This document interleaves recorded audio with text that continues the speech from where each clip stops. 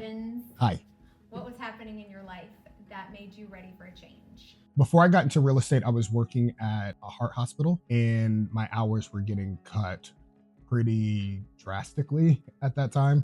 My wife and I had just went to Mexico for our wedding, so I spent most of my PTO on that. Then I had to start using PTO to cover hour shortages. So I told my wife that I wanted to get an additional job, and she said, "No, you should just probably get a new job."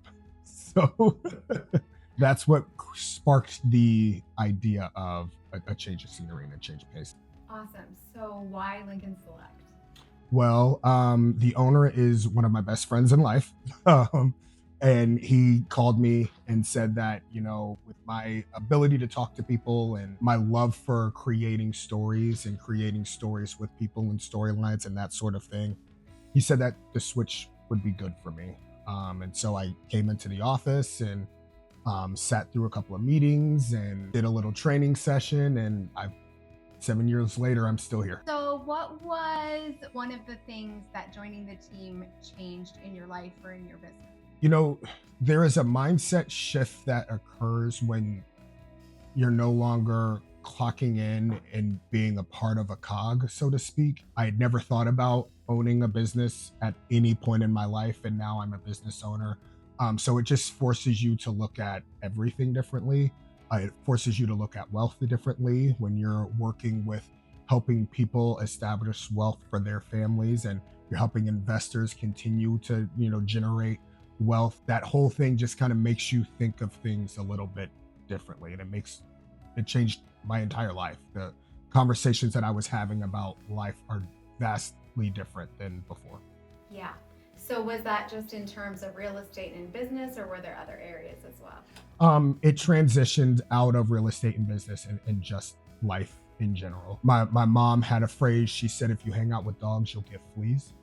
And this is kind of a little bit of the opposite of that. I was thrust into being around people that were, some of them were significantly more wealthy than I was, and some of them were buying hundreds of investment properties and that sort of thing. So it just changed the people that I surrounded myself with, but it also created this mentality to growth and finding ways that I can better myself as a person, for my family and my wife, and then also better my wife and I's situation as well. Awesome. So you talked about just changes in your day-to-day thinking in regards to real estate and owning a business. What were tools and systems the team specifically gave you that helped you in that transition? Oh, there was a ton. So the team is very numbers driven, which is, I find, extremely important. So we have Sisu that literally tracks every dollar that we generate. It tracks every prospecting effort that we make. And having the mentality of looking at the actual data into setting goals for myself for the future and that sort of thing, it made things, it put things in a different perspective and made just all of my activities a lot more clear. I find that in my business, I'm never doing anything aimlessly. All of my prospecting efforts, there's data that shows why I'm doing the things that I'm doing. Awesome.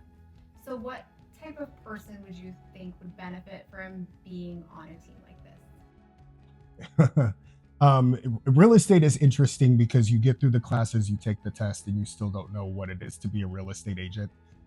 If there are people out there that are in a situation where they don't know where to get the business from, if there are people out there that want to work hard, want to be competitive, are wanting to plug into an environment where, people are going to be pushing them to accomplish their goals, this is the place for them. I love the friendly competition here, but there's also a level of us holding each other accountable here to get the goals that we want. And then we also celebrate each other when we do accomplish those goals that we have for each other and for the team. So how would you talk about the culture on our team? I would call it a competitive collaboration. I compete to if I hear someone getting an appointment, or if I see someone selling a house, I'm competing with them to one up them, because if I do, that's a better thing for me, and it's also a better thing for the team. So I love that competition there, but there's also this collaborative factor of the team where We're discussing any trials, tribulations that were going on in transactions.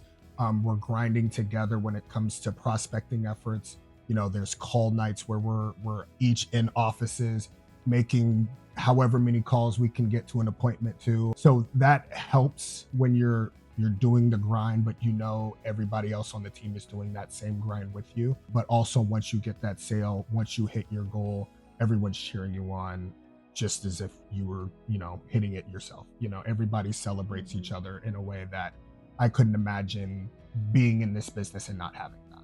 Can you give me one specific time where maybe another teammate or a member of leadership did or said something that had a direct impact on you or your business? Oh, that's a good question. There's a couple. I started in an ISA position, basically an inside sales agent. I was making hundreds and hundreds of calls a week, and I was setting appointments for the agents on the team. And there was a time where what the team owner told me, we're going to have you become an agent. We don't want you to rely on your hourly pay anymore. You're at the point now where you can go out there and you can start making yourself way more money than you would sitting in this seat. And I'm someone where I'm my toughest critic. And so that was eye-opening and that was terrifying all at the same time.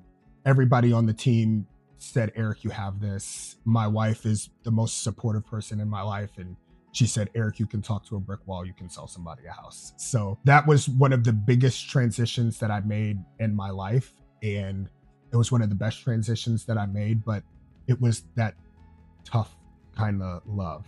It was leaving the structure and that safety net of that hourly rate. And he said, no, you can go out there and you can sell, you can make yourself way more money. Get out of your head. So yeah, that was huge. So have you achieved the things that you wanted to achieve since being on a team? Or yeah, what are you looking forward to next year? You know, I don't think this is the answer that you want, but no, I'm someone that I set a goal for myself, and I don't know when the win happens because I could always be doing more. The best part about that is that was never me before here. I was very, very complacent. I think that's just me being very self-aware, but I absolutely was. No, I haven't hit the goal that I want, and I don't know what that looks like, but it's me doing better every single day.